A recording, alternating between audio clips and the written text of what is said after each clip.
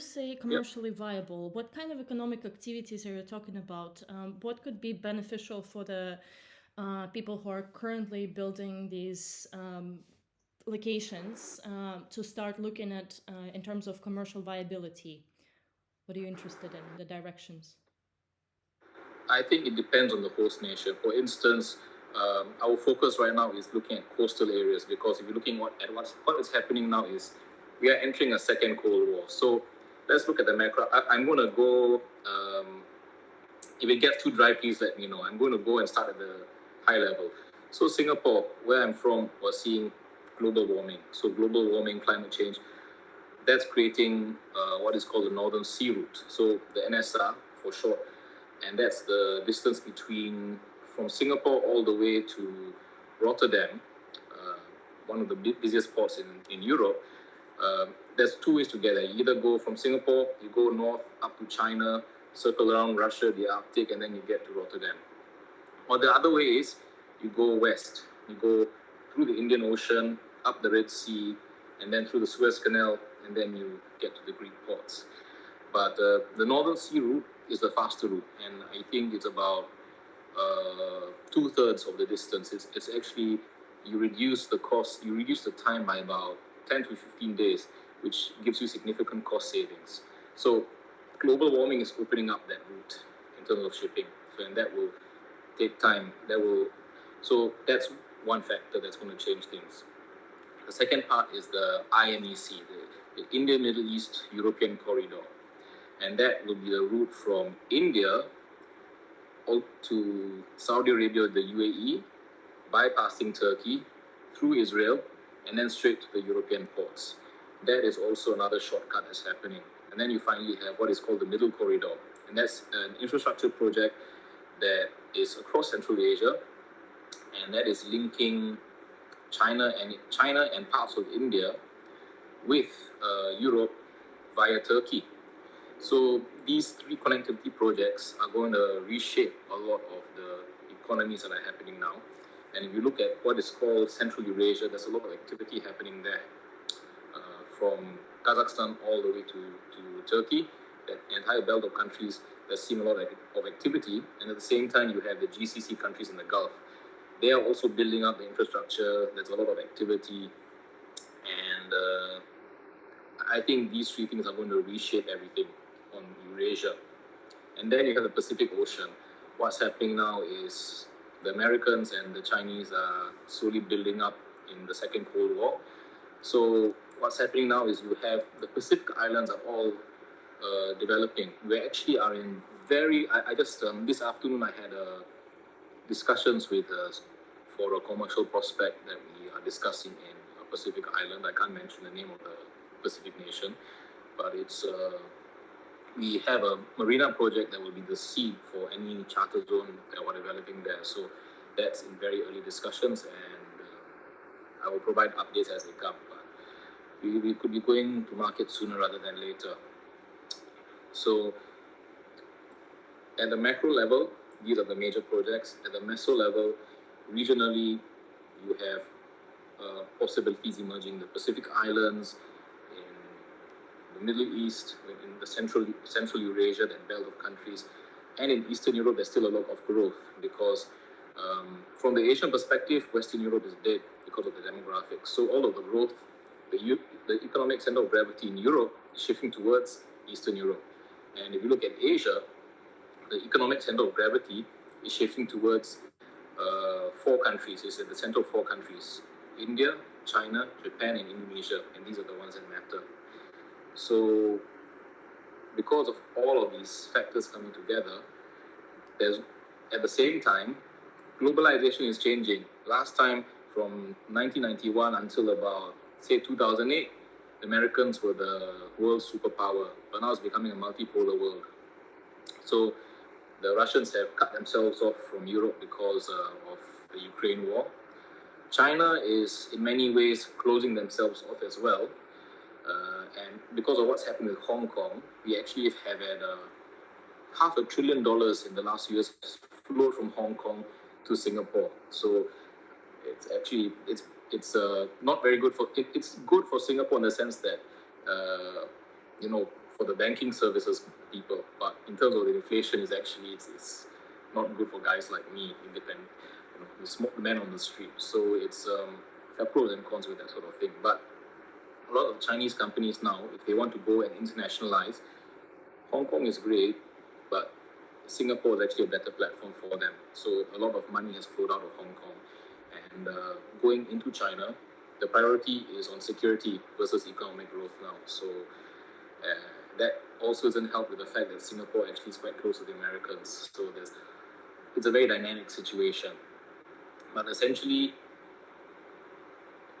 you're going to have the world splitting into blocks. You'll have China and Russia are one block, India is one block by itself, the European Union is one block by itself.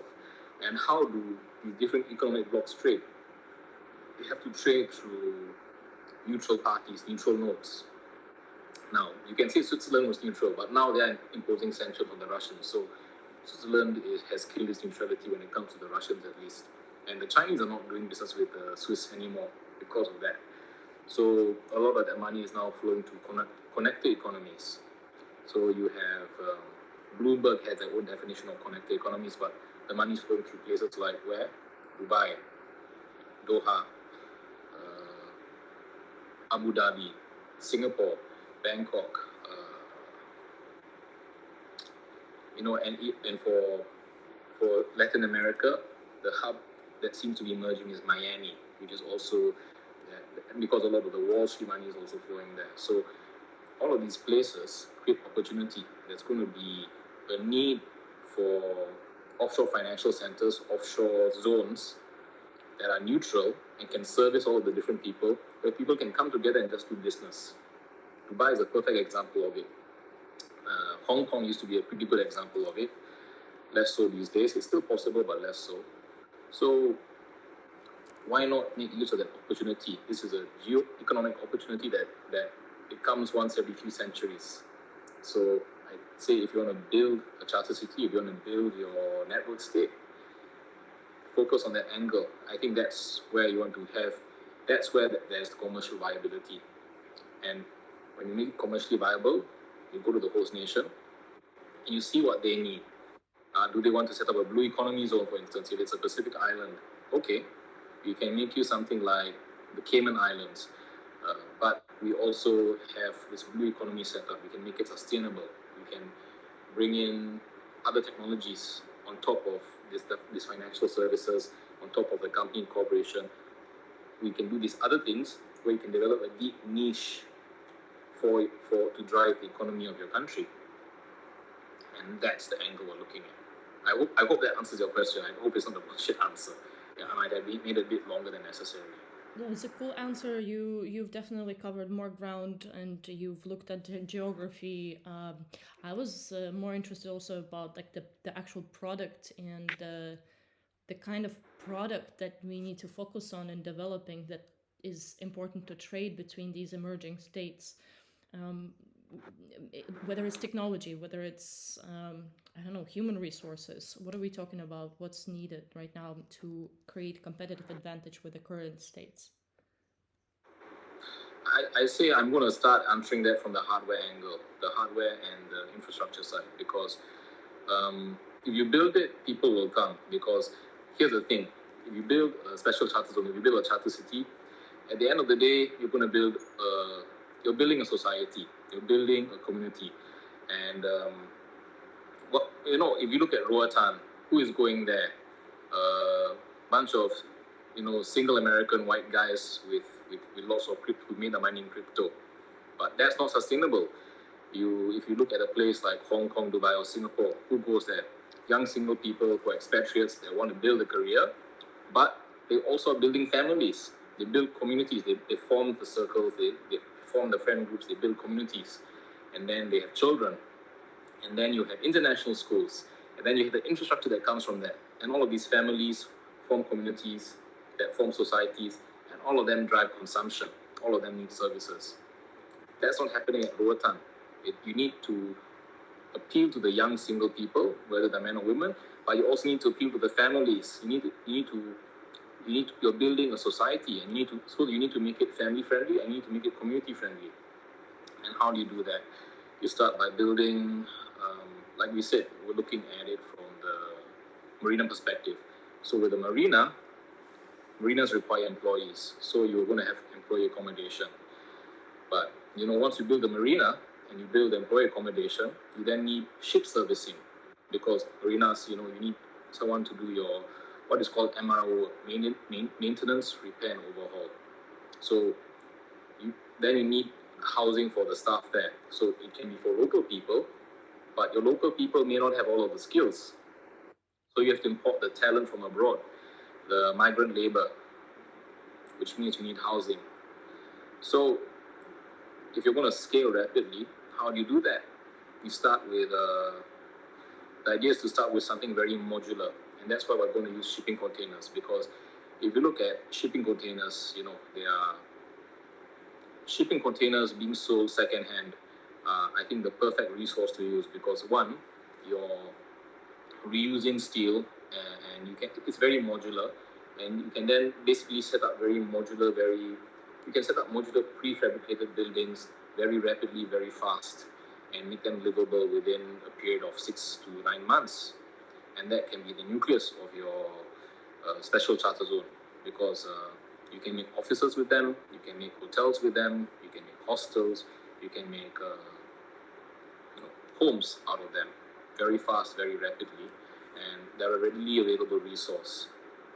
And that can be the core for that allows you to rapidly scale and develop infrastructure to house all of these people. That's one.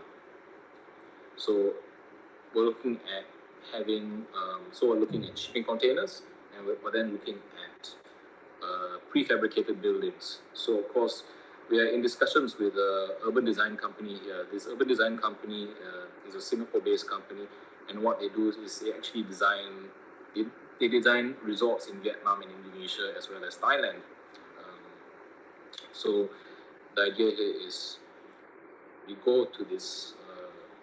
I don't know what to mention the name of the company, but the intent is when we go and start a special charter zone, we're going to go to the government. We're going to bring in this company in a consortium with us, and we're going to look at the climate, and we're going to say, hey,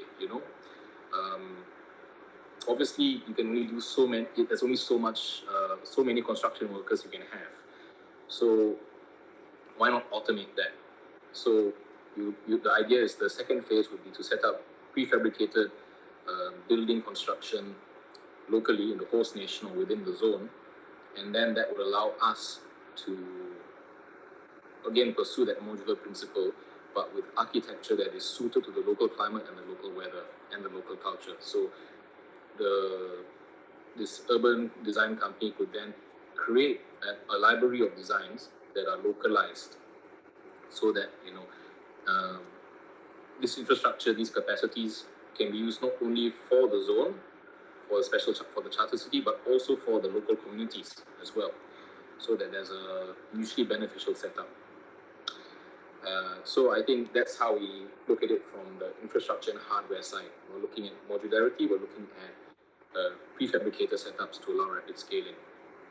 From the legal perspective, we're looking at English common law. So the idea here is to basically copy and paste what works in other places, like in Hong Kong, Cayman Islands, or Singapore, or Dubai. Copy and paste what works, adapt it, and then apply it to the zone. For instance, company formation.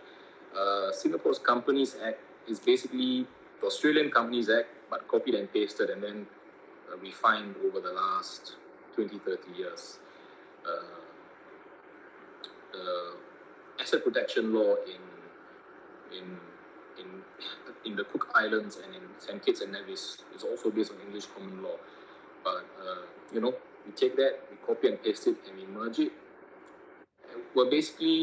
We're not doing anything innovative. We're just copying, pasting, and then localizing it. We're taking what works in one place and adapting it to the new place. We're not doing anything new. It's all been done before. So the only innovation that's happening is how we shape it to fit into the puzzle that we're creating. That's the angle here. There's nothing new, there's nothing innovative. It's just taking what works and putting into a new context and then adapting it. That's all we're doing. And the point is to minimize. Say again? It's all what the point is actually minimizing the innovation. It's all about going with what has worked before and then localizing it and making sure that it's mutually beneficial. That's the angle. From the funding perspective, do you think it's beneficial to have one funding source that kind of spreads its resources into all these different economic zones, similar to what Pronomos Capital is doing? What are your thoughts on that? I think, okay, because it's going public here, I mean, I think Pronomos Capital and Petri are the pioneers in terms of bringing this asset class. And it's still a very new asset class. People are still learning about it. Um, but the thing is here is that these special economic zones is so Pronomos Capital. I think right now they have, if I recall correctly, is the fund right now is between 20 to 40 million. Back in 2019, I think the plans that I saw were for the beginning fund was 20 million, and then the fund two was planned to be 100 to 150 million US dollars for funding, because these sort of projects, they require patient capital and they require lots of money. I think that rather than try to have one big investor, you have to do a lot of investor education, and you have to engage with the large investors that already exist. For instance, sovereign wealth funds, state investment funds, public pensions. You need to educate them that the money is there, but it's that you need to educate them about this asset class, and that you need to show that it is credible and it will generate returns for them, whether it's whether it's going to generate dividends for them, whether they are going to benefit from the cash flow, whether they can come in at a 500K and exit with 2.5 million a few years down the line. It's about showing that there are returns, and it's about educating the investors. The money is already there. It's about educating the investors that this is more or less an alternative asset within the property space. That's how I see it. Cool. And from perspective of software technology, or rather identity technology, do you think there will be a chance for this type of organized new cities to have their own sovereign identity system, to be able to travel between these places without needing to have a green light from the host countries? That's complicated. That's a harder question to answer, to be frank, because the only model that you have, the only existing model that you have is Hong Kong. Now, Hong Kong was, again, a bit of when the British colonized different parts of Asia. In some countries like India, they were brutal. By the end of the colonization of India, when they left, there was 144 million people dead. But then you had colonies like Singapore and Hong Kong, where they adopted a much lighter touch because they were seen as very strategic. They were strategic ports. They had a lot of value to the British Empire because they allowed the Navy, the British Navy, to project power. So they were a lot more magnanimous to the local populations in order to keep things harmonious there. So Hong Kong, when it was first a British colony, they got their own passport. And then, when they got handed over to China in 1997, they still had their own passport. And I think that's the only example that comes to mind. There's Macau also. So Hong Kong and Macau are the only two precedents where you have, they were colonies. Macau was a Portuguese colony, and that was handed over by Portugal to China back in 1999. So both of them had their own passports. But that's also in our business plan, we actually have accounted for this option. So the idea here is that you then have an associated state, because there's two pathways that a charter city can take. If you stay small, say if you're no larger than Gibraltar, it's better to just have the local passport and maybe just be a permanent resident, have a residency permit system, but don't have your own passport. But for if you are, say, something like an associated state. If you look again, British colonial history, the West Indies, a lot of the Caribbean islands, which are former British colonies, were formerly associated states of the UK. And then eventually they were colonies, then they became associated states where they followed the British foreign policy, and then they eventually moved on to become fully independent and members of the United Nations. Right now, you have the US has 3 associated states. That's Palau, the Marshall Islands, and one more whose name I can't recall right now, under the Compacts of Free Association. And then New Zealand also has 2 associated states, New and the Cook Islands. And what that means is that their foreign policy is set by New Zealand and the US. So these countries have their own passports, but they are under the umbrella of a much larger, more powerful country. So that's one answer. But if you're looking from the technology side, Estonia shows what's possible in terms of the e-governance solution. So I'd say that the systems that Estonia has set up to allow onboarding and registration of companies and all of the other processes associated with that are already a model that can be emulated and applied by these countries, because Palau already is emulating that with their digital residency. Yeah. Awesome. Thank you so much. I ran out of questions, so we're at 40 minutes. Daniel, anyone else? Nick and Phil, welcome. You guys have any questions to Shiwin for the special economic zone setup?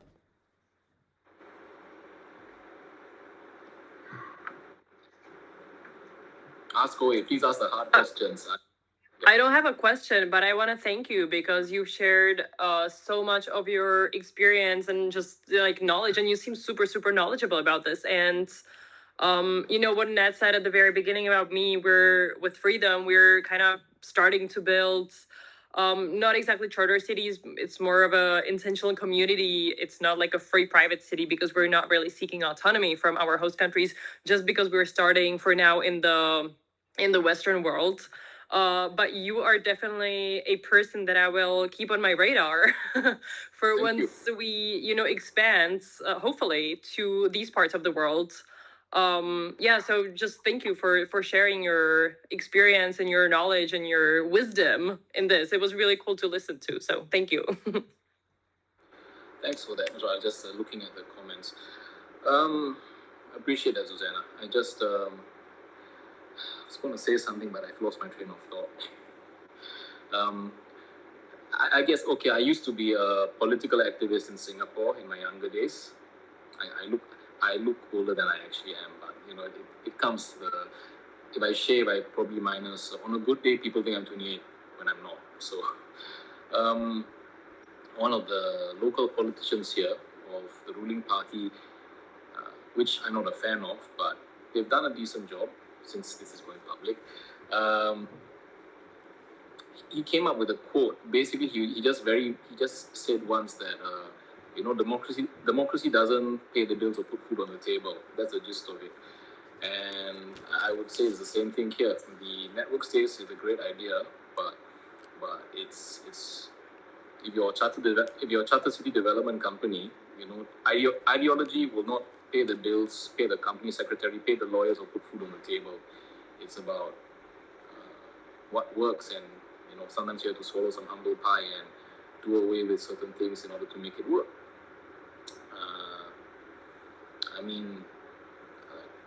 Foreign investment for one. I think I'm from a small country, and I've seen some of these country founder guys have talked about private security companies and how you need to hire